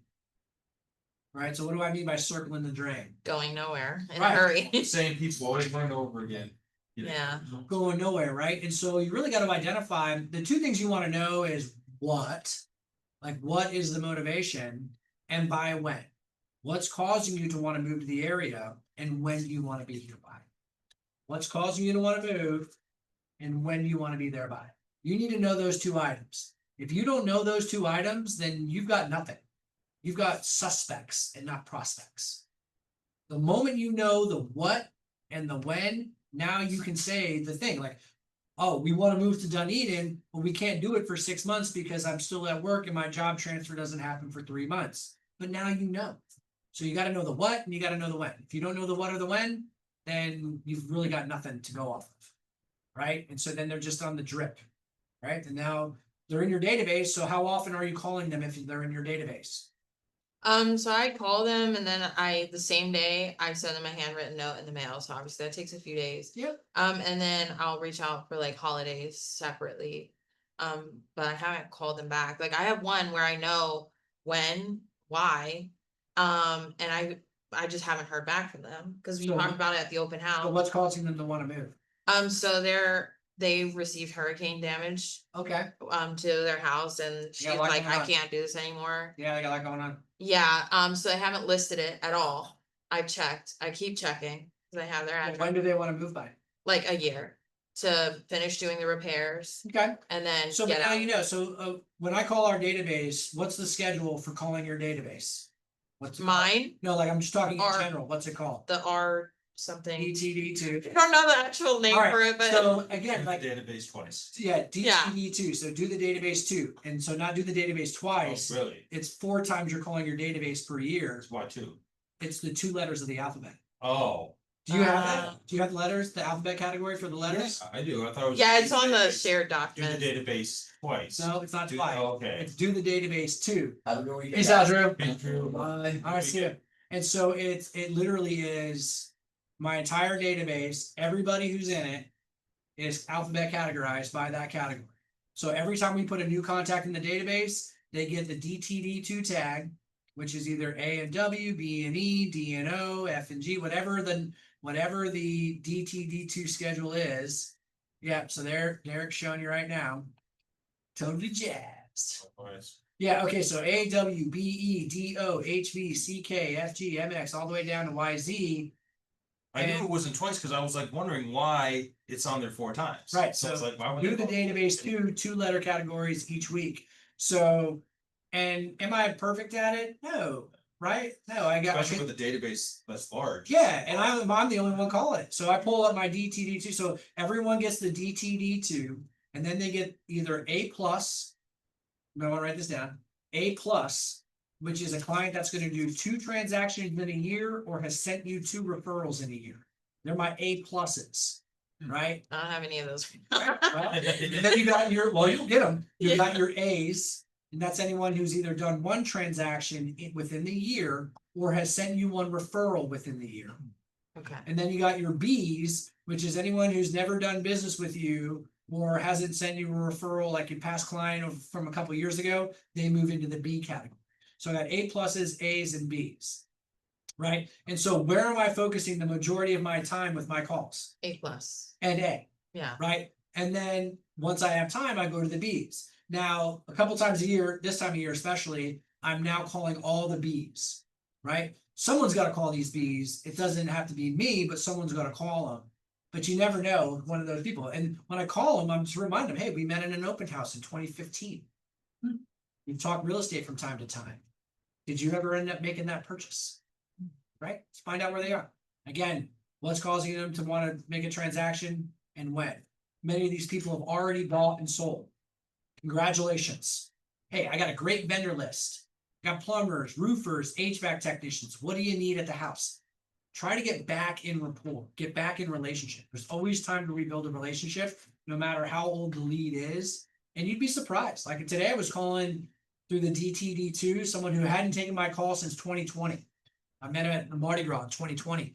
And, you know, I just started talking to him. Hey, we met at the Dunedin Mardi Gras back in 2020. And, you know, we talked about real estate and investing at the time, just for checking in. How's things going for you? Like, oh, it's great. You know, my companies, we're building properties and we're doing these metal frame structures. I'm like, that's exciting. You know, he started like, tell me more about that. So he's just like telling me all about his business, right? Well, how's the real estate market? Eventually they're going to ask you about the real estate market. So when we call the DTD2s, we're talking about the Ford, right? We're doing more acronyms here. You know what the Yes. Ford is? Yes. Okay, so you talk about Love the that. Ford, and yet you want to get to the O. Don't skip the O ever. Which is O? What is O? Occupation. Okay, so when you start talking to someone about their occupation, what are they inevitably going to ask you about same yours? question back. The same question back, and you want them to ask you, "How's the real estate market?" That's your in to start talking about real estate. So that's how we do that. And you'd be surprised. Like people come out of the fold, you're like, no, we never ended up buying a house. Well, the market's softened a lot in the last 2 years. You know, if I could save you some money on a home and actually get you into the home of your dreams, would you be open to that? That's what we do. Peace out. Yeah. There you go. In this packet, I've got 50 objection handling scripts for real estate agents and ISAs. So you got even more objection handlers, and it has the objection, the reason, and then overcoming it. So here's a big list of things that I've gotten that you can use. You talk about the circle prospect. Yeah. So we talked about it a little bit. Circle prospecting is basically just prospecting around some kind of an action item. Whether you've got a buyer that wants to move to a neighborhood, or you've got a new listing, or you're doing an open house. And again, you're not doing a whole lot of research before you go out there. No, so when I do lead generation, I break it into 3 categories. I don't think I have this in here, so this is bonus. This is bonus. No, I don't think I do that. Because this isn't actually a lead generation packet. So I break it into 3 categories. It's prepare, take action, maintain. Right? So no matter what you're going to do for lead generation, you got to prepare. If you're doing open houses, you're getting your flyer put together, you're figuring out where you're going to put your signs, you're getting your whole kit built out and ready to go. So the first thing is prepare. I want to get my prepare time to as least amount of time as possible. Right? So if you're calling for sale by owners and you're going on to Zillow or Realtor.com or forsalebyowner.com and you're getting a list of people and then you're researching their property and blah, blah, blah, taking hours out of your day to then make 2 or 3 phone calls, it's complete waste. Yeah, especially when they don't answer. Right, exactly. You You're like, turned it up. Well, that's what I used to have to do. So like when I was calling through the tax record, I'd pull the tax record, get all the names, Yeah. go to the IMAP, get all the phone numbers, download the CSV, cross-reference it to the do not call list, and then make the calls. It was painstakingly brutal. Again, high volume, low yield, but even I would make phone calls, I would die like it was like 5 out of 100 would pick up bad numbers, all kinds of stuff. That's why I pay for sale by owner expireds, and you can within that paying for sale by owner expired, you can get a geo farming where you draw a circle around a neighborhood and it gives you all the phone numbers and emails for everyone. So you use both Red X and Vulcan? I use Land Voice. It's what? Land Voice. Land Voice. I've never heard that one before. You know why I use Land Voice? There's nobody certain. No, it's Okay. cheap. I'm really cheap. It's really Same. So. and I got a great deal on it. And I'm on this legacy deal where I get like half off. It's like $800 a year. Wow. Where normally those lists are like 100 to 150 bucks a month. Vulcan still- 7 is like 300 now. Yep. I think Red X or whatever, find one that's like 150 a month. Here's the thing, you convert one deal out of that, pays for it for 10 years. You sell one for sale by owner for $600,000 and you get, $10 to $12,000 paycheck. How many years does that pay for $100 a month? Right. Forever, right? I'll never turn it off. Because the moment I turn it off, I lose my $800 per year deal. And then anytime I want to go in there and call it, I can. My pipeline dries up. I just start calling for sale by owners and expireds. I'm like, all right, this week, putting the D2 on the shelf, and I'm just going to spend my 15 hours of lead generation strictly on for sale by owners and expireds. Guarantee I'm going to get a listing. Wow. Circle prospecting, I get you. Yeah. And we didn't talk at all about foreclosures. What was the third thing? If you prepare, take action. Maintain, right? So part of like top lead generators or agents are spending 2 to 3 hours in the take action, right? If you're not spending 2 to 3 hours in take action, then you're not going to get the benefit of whatever it is that you're getting. That's why I do open houses for 3 hours. Why do a 2-hour open house? I spend 2 hours putting my signs up to sit there for 2 hours. Like I'm not going to do it. I'll do a 3 or 4 hour open house because it's more opportunity for people to walk through the door. So yeah, then it's maintain. You're going to have to maintain as your follow-up, update the database, all that stuff, add the people to the database. There's going to be some follow-up. That's maintain. Take action on the things like send out the CMA, right? If you're calling your database, and they're like, we've been thinking about selling our house. I'm like, great. I'm going to make a little note, do a CMA, send it out, and then I'm not going to stop everything I'm doing to go do the CMA because I need to get my lead gen in. That's how we do it. Here we are, 502. 502. Yeah, cool. Was that helpful? Yes. Wonderful, thank you. All right, you're welcome. Bye. Bye. Stephanie, did you have questions not pertaining to this for the Q&A? I know you got on the Q&A time. All right, I'm going. Appreciate you, man. Thank you. Yeah. Take my time to do this. You're welcome. Go crush it. Yes. You got a business card on you and I'll send you. Oh, Jake, hey, back to that whole like the antique thing. Where to buy signs? I'm like, Oakley's got the best deals. quickly. Yeah, so if you go to your KW site, there's like all these sign people. Yeah. They all have a 50% off deal. If they don't advertise it, call them and be like, I'll order sign if you give me 50% Then off. check out Black Friday. Yeah. It's gonna be huge. That's a good idea. Okay. I got my license half off because of Black Friday. Serious? Yeah, my class is half off. Nuts. For taking my classes, I got a Black Friday deal for real estate. That's what made me jump into real estate. Wow. Oh, half off? Okay, I can't say no to that. Yeah, save like $300 or something like that. Nikki, are you ready to rush home to get on the Zoom? Run home, walk dog, prepare food. I don't know if you've noticed, but I'm always eating Gotta keep your hand off. in these Zoom meetings. I love it's so cute. Thank you. We got Ignite in an hour, so. I'm gonna go home. I think I don't have time to heat anything, so it looks like it's gonna be a hummus dinner. Because you're hopping on the Zoom when you get home? Yeah, we've got it. Oh, it's fine, okay. Yeah, Zoom is like, I'm excited. Yeah, Zoom. Zoom is. I got Zoom. I gotta Zoom to my Zoom. All right, see you all soon. It's on its way, Chris. Very much. Wonderful. I did, I learned a lot. Yeah, good, Yeah. good. Actually, kind of, really new fire. Yeah, good, yeah. Yeah. Get it going, go sell some houses. Yes. Yes, Thanks again, I Right, you're appreciate welcome. your time, you too. for sure. Derek, I didn't have specific questions. I was just kind of jumping on to get knowledge, but is this little PowerPoint or the things you have up on here, is that on the shared site? It's in the drive, it's in the cold-blooded callers folder. What is it? The Cold-blooded callers, cold-blooded colors. Okay, sorry, you cut out a little bit. My internet's sketchy. that's a lot of information. He sent me the packet like an hour ago. I was like, oh, I'll go print this out. And then I looked at it, it was like 57 pages, like, I am not. Yeah, they have it.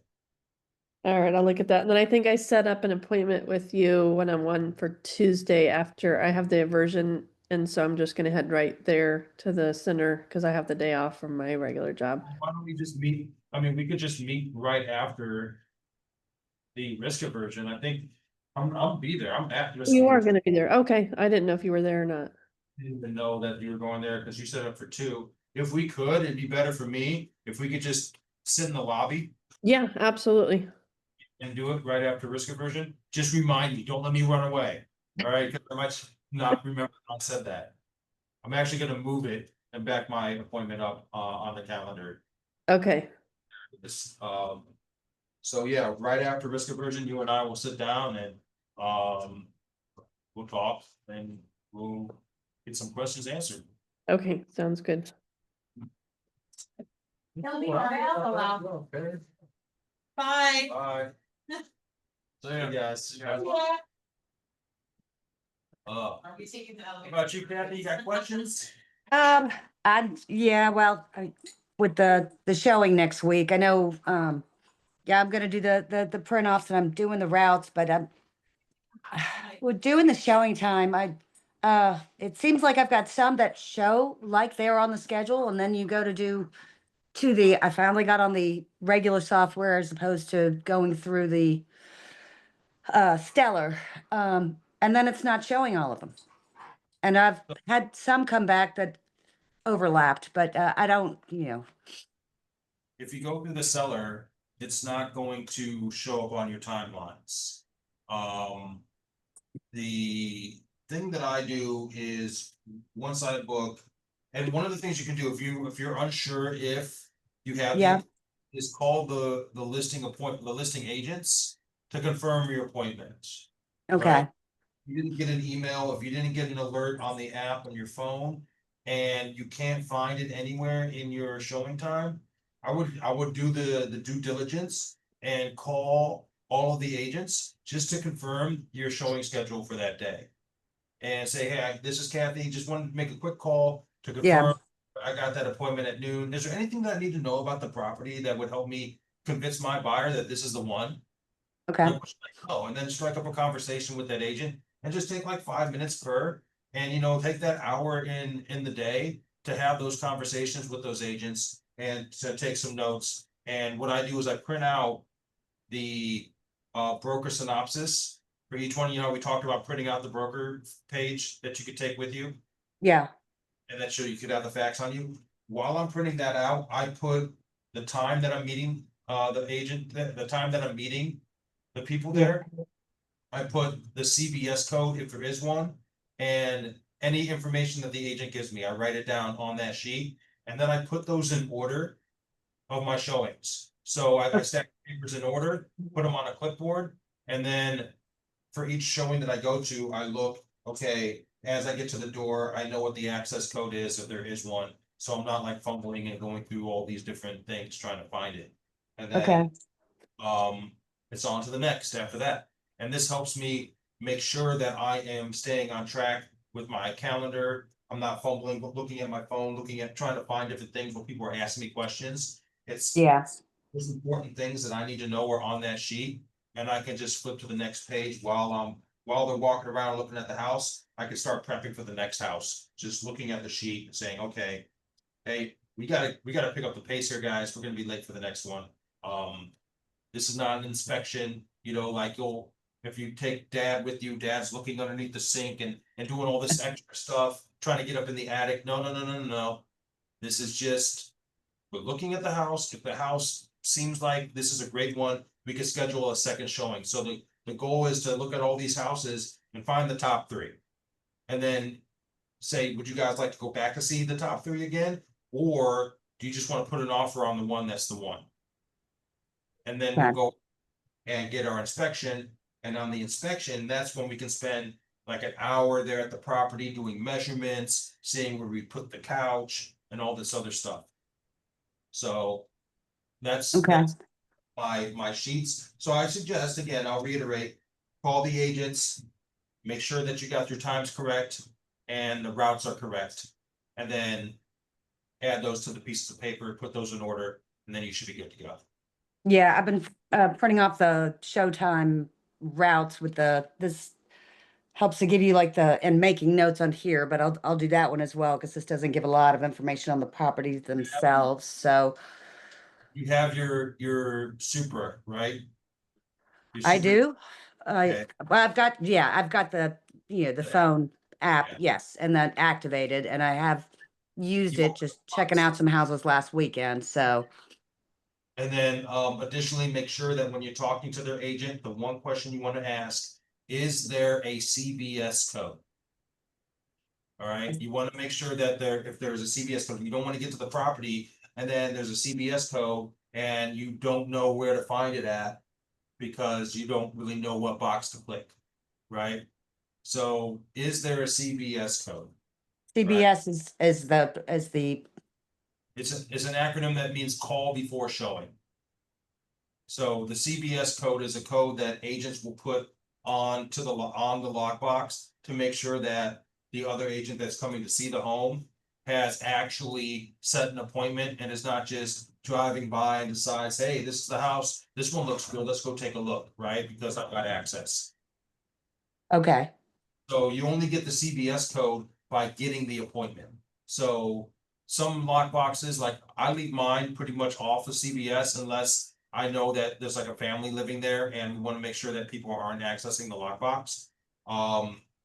But it just depends on the agent. Some agents have them, some agents don't. Okay, and that's not okay, all right, I'm seeing that on one of these CBS codes. And what do you, I'm So when guessing you- that's a phone you- number? It's 7 when you- digits. When you enter, it's not a phone number. It can be a phone number, but we're not gonna call that number. The CBS code is when you go to showing time, when you go to, not showing time, when you go to the house with your Supra and you access the lockbox and you get to the point to where you press the button to release the key, it's gonna beep and it's gonna say CBS code required, access code required. You have Okay, okay. at that point. So you Okay. go to the box, press the button at the bottom, it says enter your PIN, you enter your PIN, and then you press the box again to release the key, and then it says, it'll beep a couple of times and say enter the CBS code, you enter the code, and then it works. So- Okay, so that'll come up on the app. Okay, I think, all right. Well, Go thanks. ask- So I call and I ask just to make sure, because sometimes the agent might forget to put it on on showing time, they might forget to do that, so we call and we ask.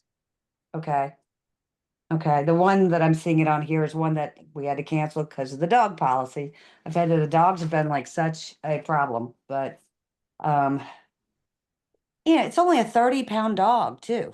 And it's so hard to find with the condos. It's just Condos can be a pain in the butt. Did you Yeah. have that with the lender? said I did not talk to the lender today. I had his letter out. I've not talked to him yet. I can try him Monday morning. We'll meet around 11 on Monday. Have a call with that lender. Again, you want to make sure that, like I said, that they can't afford the houses that you're going to look at. So last thing you want to do is spend all day looking at houses and you come to find out that the one that they really do like, they can't even put an offer on, right? So I urge you to call that lender, and make sure that they still qualify, even though they have an HOA or a condo association. Because the lender Okay. might have the impression that they're just applying for a loan. They might not even ask them if it's for a condo and how much they're gonna be putting for condo association fees. Okay. All right. They are retired, so there's I guess their only income would be Social Security and retirement. Limited income, you Slash got a limited pensions. income and. It sounds like they've got quite a bit of money, but yeah, regular income I don't know about because they So retired. here's the thing, yeah, when it comes to assuming, if you don't know, then you don't know. So like, it sounds like they have, when you say that, how much money do they have? Do you know? Their pre-approval was for 200,000, but I know Do you know how much money they have in the bank? I don't. I know they've got no loans, no mortgage. They're completely debt free. So I don't know how much money they have in the bank though. Do you know how much money they make on Social Security every month? I don't have any of those numbers. I've only got the pre-approval letter. So, those numbers, they're not necessarily numbers you need to know as an agent. However, you want to make sure that the lender is not setting you up, like you and the lender are on the same page. It's not like they're setting you up for failure, but they might not know that there's gonna be an HOA or a condo association involved, and that changes the game. Okay, Changes what they can afford. So a $200,000 home with no HOA is more affordable than a $200,000 home with a $300 HOA. Because that $300 could put them over. Because if they can only afford up to $200,000, my main concern is that $300 in HOA fees is not gonna make them actually able to afford $200,000 loan. yeah, So I would have that conversation. If you were talking like $700,000 loan and $300 in HOA fees, I wouldn't be concerned. But you're talking about $200 and that's their loan limit, then I'm a little concerned. yeah. Well, I think that's just his mental budget, what he's, but yeah, I don't have any numbers on, and I guess it's okay to ask them those numbers. To The, ask, I the wouldn't ask, homeowners? I wouldn't ask the lender or the seller whether what they can afford, that is really the lender's job. But you wanna make sure that you and the lender are on the same page and that in that they won't be in trouble if they have a $300 to $400 HOA. Or how much can they afford with an HOA or condo association, so that Okay. the lender could be like, oh, well, if they have a condo association, then they can really go up to 170. If Okay, it's $300 condo association fee per month, then they can do 170. Cause there's gonna be a difference, I'm telling you, unless the Yeah. lender already knows that there's gonna be a certain amount of condo association fees, it'll be a big problem if you write an offer. And it might turn off your buyers too, if they go look at a bunch of houses, find the one that they want, and then come to realize they can't afford it. So you wanna get ahead of that. And Okay. you wanna tell them like, hey, talk to the lender today. We can still go look at these houses, but he said that there's gonna be a difference in what you can afford based on the HOAs. So we got to be very particular about the HOA and the condo association. And that's a conversation they can have with their lender so that they can see why, like, remember when you asked me like, well, that doesn't make much sense. If it's covering my utilities and all that, why don't they just accept that? Remember, we had that conversation. Have the lender explain that to them. It shouldn't be really on you to explain it, but Yeah. again, like I said, just to go over it one more time, if you own a home and you are not in an HOA and you don't pay your electricity, you don't pay Yeah. your water bill, you don't pay your cable bill, you don't pay any of your utilities, they just turn the utilities off. However, if you're in an HOA and you don't pay your bills to the HOA, they can seize your property. And that's a big problem for a landlord. So it's not like you could just say, hey, you know what, I'm gonna lower my HOA payments by going without the internet and cable. They're not gonna do that. The HOA payment is the HOA payment. So. Yeah, they with that seem to structure be, going on that, you're in trouble. yeah, they seem to be between 550 and 800 per month. Yeah, So so more than likely, if the amount of money that they could afford to purchase a home is $200,000. And most of the condo fees you're seeing are 500 to 800, they cannot afford the property. And that's just well, me she'd saying already, that. yeah, she had already said, for the condo fees and all, they could do up to about $1,000 a month. But I don't know if they had that discussion with the lender. Oh, yeah, that's the thing. They might not have had that discussion, so the ambiguity there is kind of a concern. Now, if the lender's like, oh, yeah, that's with $1,000 a month in HOA fees, cool. But might not be, Yeah. So, right? okay. So I'll need to call him first thing Monday then. Yeah, call him first thing Monday and just have that discussion and Okay. ask like, well, hey, what if they ended up putting more money down? And instead, how much money are they putting down? 20%? Yeah, I think he's very tight with his money. I have a feeling there is a fair amount of money in there. He's just very, in control of his money. So I think there's more there that can be, but I Yeah. don't know, You So, wanna have that conversation with the lender and you wanna make sure that the lender has that HOA condo conversation. If it's a bad conversation, you wanna make sure the lender is having that with their client. Cause that's equally their client. And okay. that's their discussion. You say, okay, well, we are looking at condos, sir, so make sure that the buyers know that they can't afford Jack, right? Yeah. Yeah. So, okay, all right, thanks. And the CMA class from last week, is there a place where I can watch that recorded? I know I don't need to do one at this moment, but that's one that, yeah, we went through the one CMA. You know, I'm pretty but sure. that I recorded need it. to go through them more. I know that, did I send you the one that I did, like the quick clip? I don't think so. I'll add that here real quick. One second. Okay, because yeah, I think that's gonna take me some practice doing I'm gonna that. just put the, I got confused at the front end of it. After that, I couldn't follow, so.